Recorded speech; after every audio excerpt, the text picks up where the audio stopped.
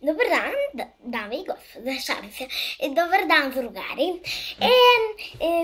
Dobro. Sad ćemo da vam pokažem kako se na ćirilici piše štampano slovo T i N. I malo i veliko. Evo, krećem.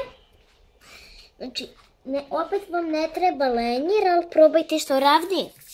Isto kao i sa M i sa A. Tako, pa onda malo. Nije drugačije, nego isto, samo manje. Isto tako i sa M. Da. Idemo ravna linija. Nekome malo ide i ukoso.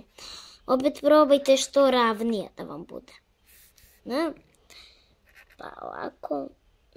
Većina dece T im je malo teže da prate ovu gornju liniju. Malo je raskrive ili gore previše ili previše dole.